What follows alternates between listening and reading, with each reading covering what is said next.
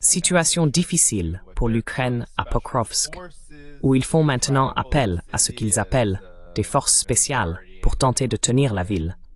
Alors que même The Guardian rapporte que les troupes russes avancent de manière en tenaille, comme ils le disent, avec des centaines, voire des milliers de soldats russes qui brisent les lignes. Eh bien, tout d'abord, je dois dire que je suis actuellement aux États-Unis, mais même lorsque je me rends en Russie, je suis à Moscou. Je suis pas sur les lignes de front. Donc, vous savez, vous êtes un...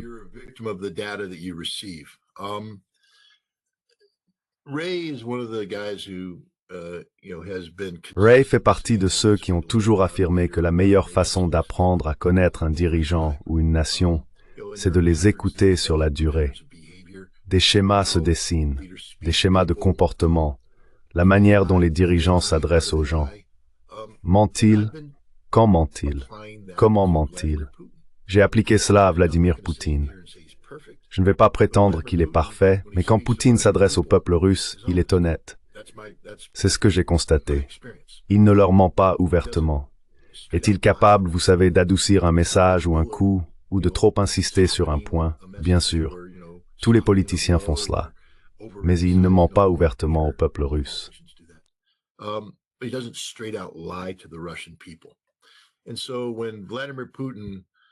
Ainsi, lorsque Vladimir Poutine, comprenez aussi que lorsque Gerasimov, le chef d'état-major des forces armées, le commandant en chef des forces armées russes, fait une présentation au président, cette présentation a probablement été rédigée à l'avance, une copie envoyée à l'administration présidentielle et examinée. Le président est informé au préalable de ces points, donc rien ne peut le prendre par surprise. Ainsi, lorsque Poutine est allé à cette réunion avec Gerasimov, et que Gerasimov lui a présenté les rapports indiquant que Kupiansk était effectivement encerclé, Pokrovsk effectivement encerclé, et 31 bataillons de troupes ukrainiennes effectivement encerclés et désormais voués à l'élimination.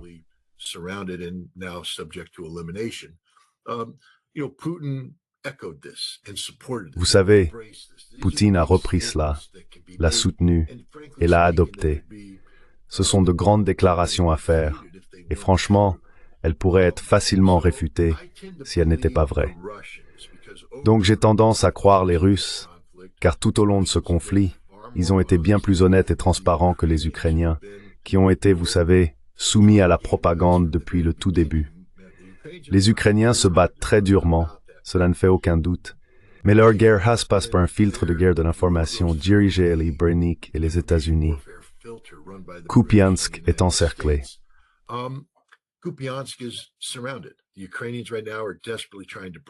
Les Ukrainiens en ce moment tentent désespérément de percer et de s'échapper, et ils sont massacrés par les Russes. Pokrovsk est pratiquement encerclé. Les Russes nettoient la poche. Les Ukrainiens ont été contraints de se livrer à cet exercice de propagande où, selon moi, 2 appareils UH-60 ont volé à très basse altitude et ont déposé environ 11 opérateurs des forces spéciales qui devaient nettoyer quelques villages. Ouvrir la voie et permettre la réussite de la contre-attaque. L'insertion a été surveillée par des drones russes qui ont ensuite documenté comment ils ont tué chacun de ces hommes.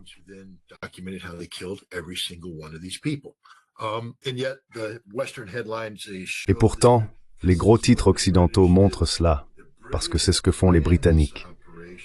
Les Britanniques ont planifié cette opération pour qu'elle soit un grand coup d'image. Des hélicoptères pénétrant les lignes russes, des Russes apparemment sans défense antiaérienne, et ces courageux membres des forces spéciales. Ah, c'est Boudanov, le chef, il est là, au front, en train de diriger l'opération. Et il montre une photo de lui marchant courageusement en avant, dirigeant les troupes. Il s'avère cependant que cette photo a été prise à 100 km de là, dans la ville de Pavlograd, car des gens ont examiné le bâtiment, remarqué certains éléments identifiables et l'ont associé à l'endroit réel où la photo a été prise. Tout est faux.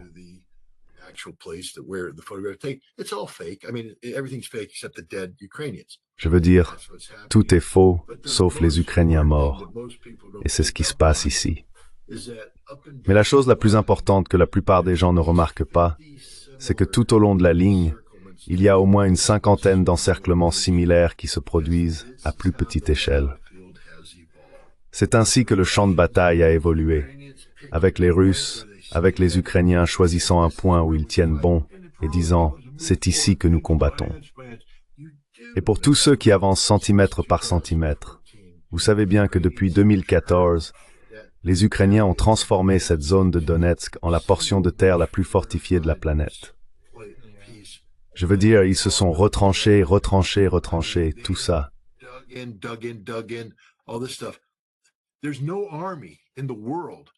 Il n'existe aucune armée au monde, sans recourir aux armes nucléaires, capable de faire ce que les Russes font en ce moment. D'accord? Demandez aux Israéliens quand ils affrontent les défenses du Hezbollah dans le sud du Liban, lorsqu'ils montent dans les collines et que les combattants du Hezbollah sortent pour leur donner du fil à retordre. C'est ce genre de combat qui se déroule. Et l'armée israélienne, la fameuse armée israélienne, s'est arrêtée à la première colline. Très bien. Les Russes, eux, ont réellement combattu à travers ces villes et les Ukrainiens s'y retranchent. Ils placent des otages civils dans les sous-sols, rendant impossible pour les Russes de simplement raser les bâtiments. Les Russes doivent donc entrer, évacuer les civils, puis lancer l'assaut. Regardez la bataille de Mariupol et ce qui s'y est réellement passé avec les combattants d'Azov qui ont massacré des civils. C'est ce que font les Russes, et ils sont en train de gagner. Mais à présent, les Russes ont atteint le point où ils ont acquis la domination sur l'ensemble du champ de bataille. Les Ukrainiens sont encore là en grand nombre. Ils se battent, mais les Russes les amènent à se regrouper sur un point fort, puis effectuent une manœuvre d'encerclement. Les Ukrainiens ont alors le choix de se replier vers la prochaine position fortifiée qu'ils ont préparée à l'arrière. Et les Russes avancent, ou de tenir leur position et de mourir. C'est pour cela que les Ukrainiens perdent entre 2500 et 3000 hommes par jour, 2500 à 3000 hommes par jour. Ce sont des chiffres réels, les amis.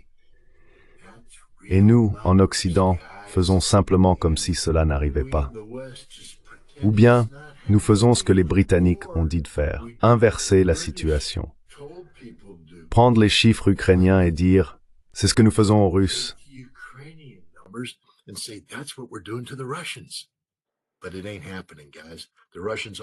Mais ça n'arrivera pas, les gars. Les Russes ne mènent pas les attaques en vagues humaines que vous imaginez. Dans tout cela, les Ukrainiens ne font que diffuser une propagande grossière. Je suis allé en Russie, j'ai parlé aux dirigeants. Écoutez, je ne suis pas le meilleur interrogateur du monde, mais j'ai passé 7 ans à amener les gens à me dire la vérité. Je sais quand quelqu'un ment, je peux le sentir, et je sais quand les gens sont mal à l'aise. Je fais ça depuis longtemps. Quand je regarde les Russes dans les yeux, je vois des hommes honnêtes me répondre. Leurs réponses sont très directes, parce que j'obtiens des réactions franches des gens, sur les pertes, sur la difficulté du combat, sur les problèmes logistiques. Les Russes ne disent pas que c'est facile. Chaque Russe à qui j'ai parlé m'a dit que c'est la chose la plus difficile au monde.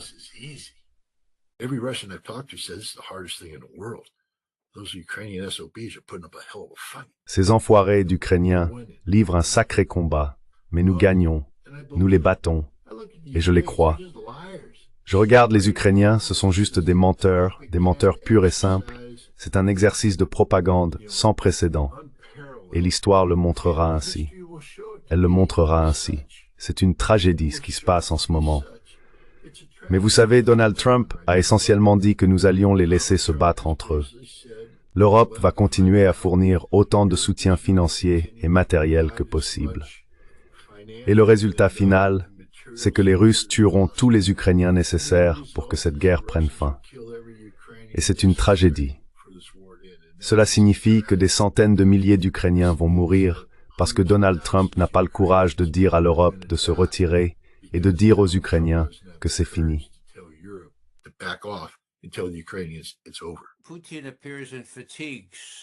Poutine apparaît en tenue de combat et il est informé par Gerasimov et l'état-major général. La première chose qu'il dit, c'est « Écoutez, nous avons ces chaudrons où nous avons encerclé des troupes ukrainiennes. 5 000 ici, 5 500 là. Nous ne voulons pas les tuer. Je sais que certains d'entre vous le souhaitent, mais nous voulons leur offrir le statut de prisonniers de guerre. Voici donc ma proposition. Nous sommes prêts à les encourager à se rendre. Et nous voulons laisser entrer des journalistes occidentaux, ainsi que d'autres, là-bas, si les Ukrainiens le permettent, pendant seulement 5, 6, 7 heures, juste pour voir que c'est réel, que c'est bien un chaudron et que nous ne voulons pas tuer ces gens. Que s'est-il passé? Eh bien, les Ukrainiens, bien sûr, ont refusé. Alors, pourquoi Poutine a-t-il fait cela?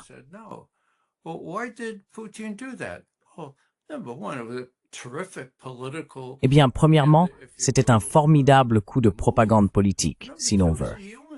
Mais deuxièmement, c'est une question humaine. Ces types n'ont pas besoin d'être tués. Ils pourraient être utilisés de manière productive dans l'économie ukrainienne s'ils ne sont pas tués, d'accord? Il est logique de ne pas tuer des gens si ce n'est pas nécessaire. C'était le premier point. Maintenant, deuxièmement, il dit au fait, informe-moi sur ce Borovetsnik. Parle-moi de ça. Et puis, Gerasimov et les autres, tout cela est bien sûr scénarisé. Mais il dit, jusqu'où cet engin a-t-il volé? Oh, 14 000 kilomètres, commandant en chef. Ah, et combien de temps est-il resté là-haut? Des heures et des heures. D'accord? Donc tout cela a été mis en scène. Maintenant, pourquoi mise en scène? Eh bien, pour que ces Russes disent, regardez, vous n'allez pas assez vite, Monsieur Poutine.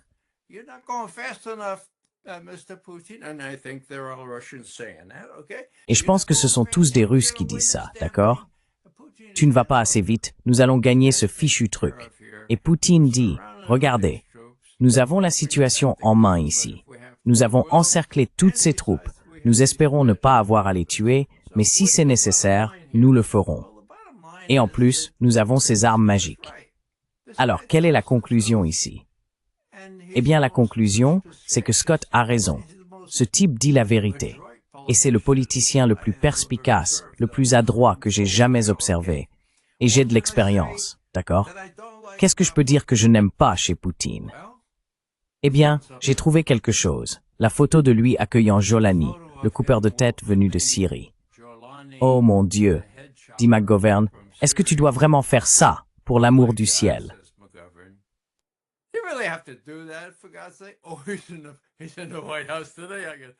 Oh, il est à la Maison-Blanche aujourd'hui. Je me dis, oh, eh bien je suppose que la politique reste la politique. Il faut tendre la main aux nouveaux dirigeants de la Syrie. Mais en dehors de cela, vous savez, à mon avis, nous avons une sacrée chance d'avoir Vladimir Poutine à la tête de la Russie. Et nous devrions en prendre conscience, et vous savez, être assez habile pour accepter ces conditions.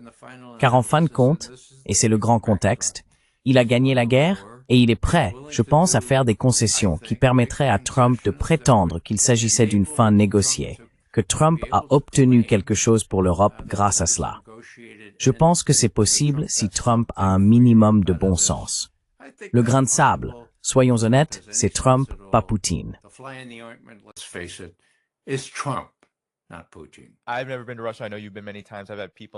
Je ne suis jamais allé en Russie. Je sais que vous y êtes allé de nombreuses fois. J'ai reçu des invités dans l'émission qui y sont allés plusieurs fois, et ils disent, vous savez, les deux choses, n'est-ce pas? Certains Russes pensent que cela avance trop lentement, et d'autres comprennent exactement ce que Ray a dit. Quelle est, selon vous, l'évaluation de l'approche actuelle, étant donné que la Russie dispose d'un avantage aussi écrasant? Qu'est-ce qui empêche la Russie de simplement régler la situation?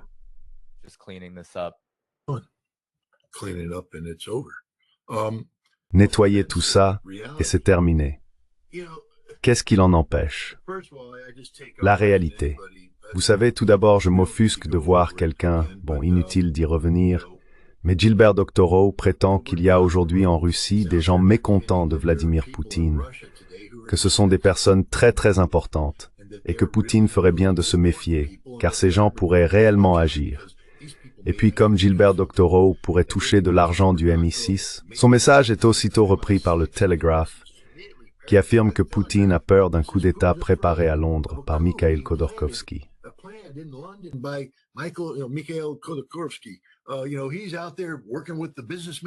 Tu sais, il travaille avec les hommes d'affaires en exil pour faire ci, ça et autre chose. C'est n'importe quoi. Je suis allé en Russie. Je te le dis franchement, les gens qui n'aimaient pas Poutine sont partis. Quand la guerre a commencé, des centaines de milliers d'entre eux ont fui. Et tu sais ce que les Russes ont dit à leur sujet? Bon débarras. Et tu sais ce que la plupart de ces gens font maintenant? Ils veulent rentrer parce qu'ils se sont rendus compte que la Russie est en train de gagner et que ce n'était pas aussi terrible qu'ils le pensaient. Ils sont venus en Occident et se sont dit, mon Dieu, c'est pire que ce qu'on imaginait. Mais il reste encore une poignée de gens là-bas.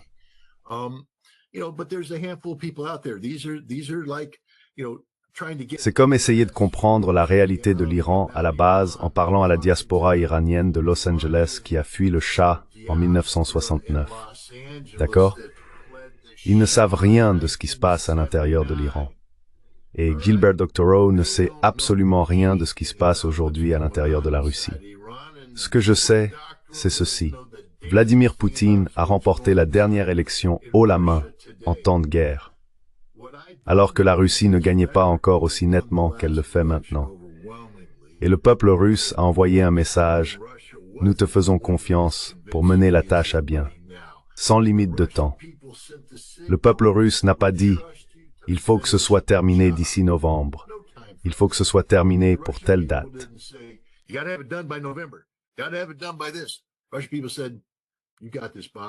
Le peuple russe a dit, « Tu gères, patron, termine le travail. » Et ce que Poutine a toujours dit, c'est « Nous terminerons le travail à nos conditions et il n'y a pas d'échéance fixée. Nous irons jusqu'au bout. Nous sommes une organisation axée sur les résultats, pas sur le calendrier. » Malheureusement pour nous, en Occident, nous sommes tous dépendants du calendrier. Trump fixe des délais artificiels. Tout le monde fixe des délais artificiels. Et les Russes disent simplement « Non, nous n'acceptons pas cela. Nous irons jusqu'au bout. » Et le peuple russe soutient ce président. Maintenant, y a-t-il des gens qui voudraient des actions encore plus dures? Bien sûr, ils existent, mais ils sont minoritaires.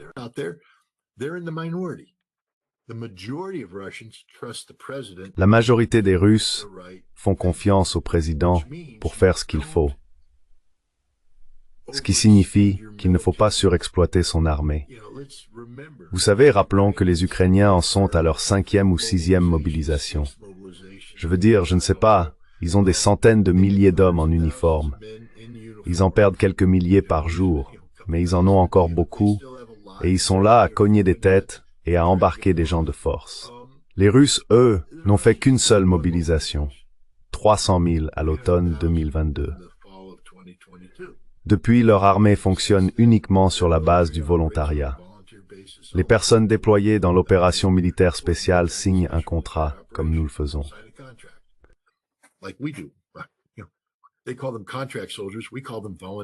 Ils les appellent des soldats sous contrat. Nous les appelons des volontaires. Mais que fait toute personne qui s'engage aujourd'hui dans l'armée? Elle signe un contrat avec l'armée.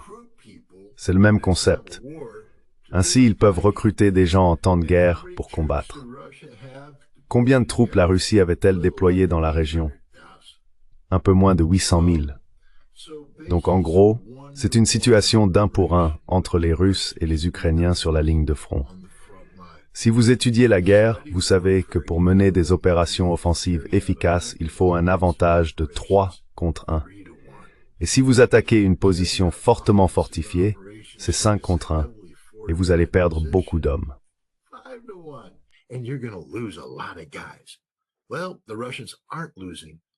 Eh bien, les Russes ne perdent pas beaucoup d'hommes en comparaison. Ils attaquent certaines des positions les plus fortifiées au monde, et ils battent l'ennemi à un ratio d'1 pour 1. Le ratio de perte est de 12 pour 1, 15 pour 1 dans certains cas. Certains disent même 36 à 39 pour 1.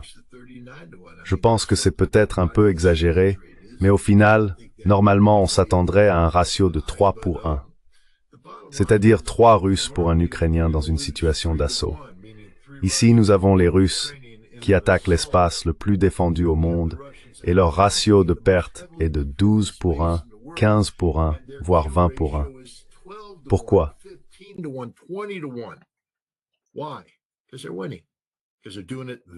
Parce qu'ils sont en train de gagner, parce qu'ils le font à leur manière, avec leur algorithme. Et c'est une guerre d'usure. Leur objectif est de tuer le plus d'Ukrainiens possible, et ils y sont parvenus. Les Ukrainiens manquent de main-d'œuvre. La Russie, elle, n'en manque pas. Les Ukrainiens doivent faire venir des armes que l'OTAN ne possède plus. La Russie a en réalité vidé l'arsenal de l'OTAN. Mais les Allemands viennent de donner aux Ukrainiens 2 ou 3 batteries patriotes supplémentaires. Elles auront disparu d'ici la fin du mois. D'accord? C'est comme ça que ça fonctionne, les gars. Cette guerre est terminée. Quand est-ce que ce sera fini, Scott? Tu avais dit 3 semaines. D'abord, je n'ai pas dit 3 semaines. J'ai dit environ 1 mois.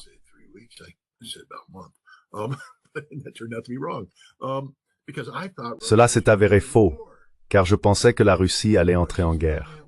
La Russie n'est pas en guerre, c'est ce que beaucoup de gens ne comprennent pas. Il s'agit d'une opération militaire spéciale.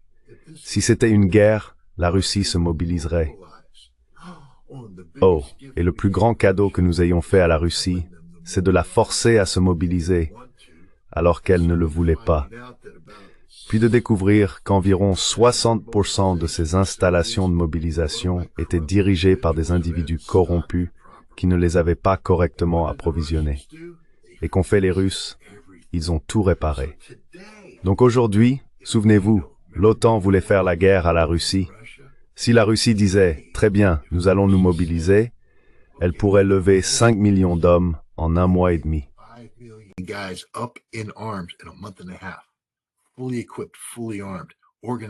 Entièrement équipés, entièrement armés, organisés en divisions et en corps, désormais dotés d'une doctrine opérationnelle qui reflète la réalité militaire. Et ils avanceront sur le territoire de l'OTAN. Vous savez que fera l'OTAN? Elle ne peut pas.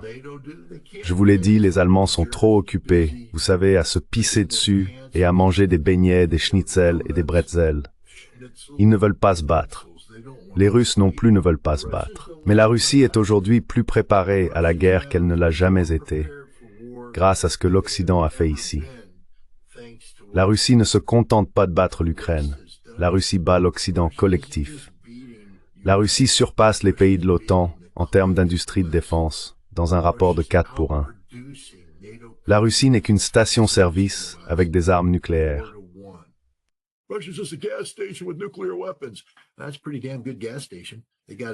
C'est une sacrée bonne station-service. Ils ont un super magasin, parce qu'ils ont tout ce qu'on peut vouloir, et même plus.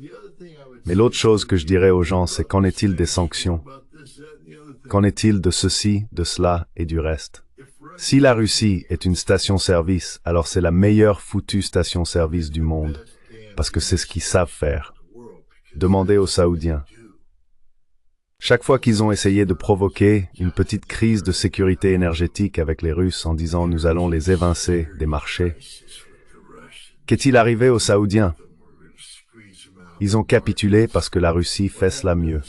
La Russie produit du pétrole à moindre coût que n'importe qui d'autre dans le monde.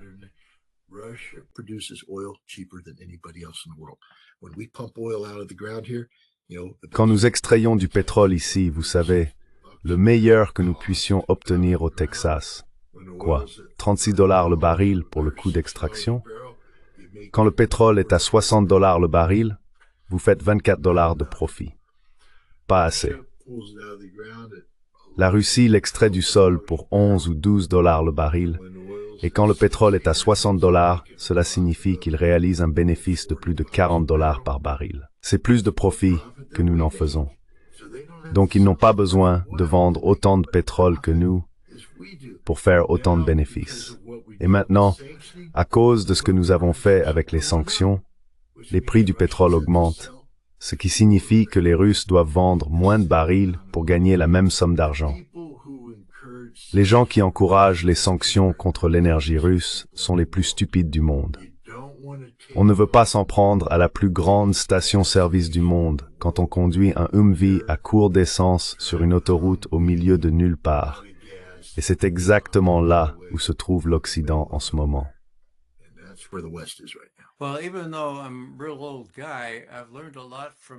Eh bien, même si je suis un vrai vieux bonhomme, j'ai beaucoup appris de personnes encore plus âgées, d'un an ou deux seulement.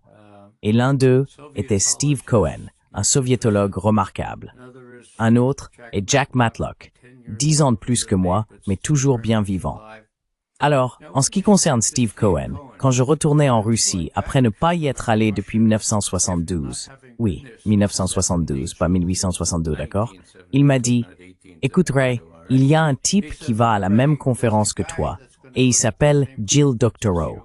Je veux que tu le rencontres, car c'est l'un des meilleurs. Docteur en philosophie de Columbia. »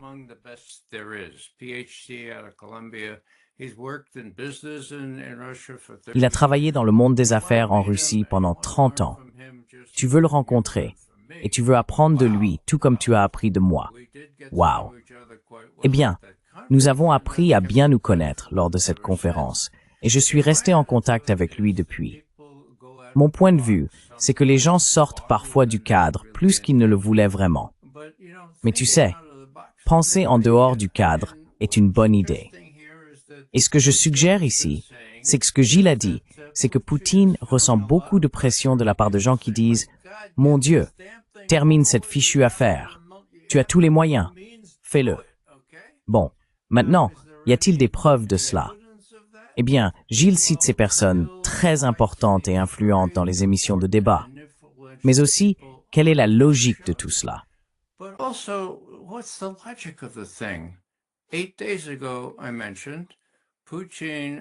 Il y a 8 jours, j'ai mentionné que Poutine avait jugé nécessaire de mettre en scène son apparition en tenue de combat à ce poste de commandement, pour se rassurer que les Ukrainiens avaient été encerclés, 10 500 d'entre eux, et que nous avions ce Burevestnik qui ne s'arrête jamais.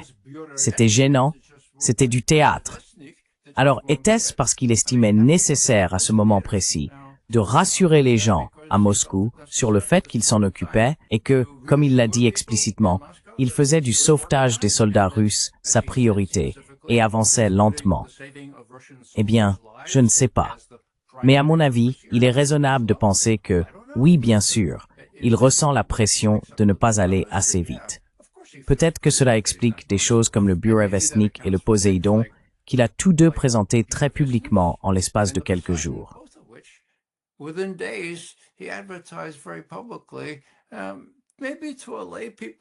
Peut-être pour apaiser ceux qui disent « Écoutez, pour l'amour de Dieu, ne me dérangez pas.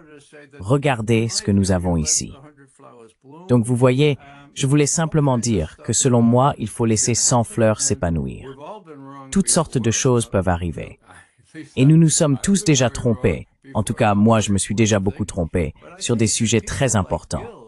Mais je pense que des personnes comme Gil encouragent une forme de réflexion originale, hors des sentiers battus, qui est saine, et je m'en réjouis. Quant à ses qualifications, eh bien il possède une expérience unique dans le domaine de la langue et de la culture, et il a passé la majeure partie de sa vie à travailler en Russie ou en Europe, en gérant des comptes russes pour de grandes entreprises.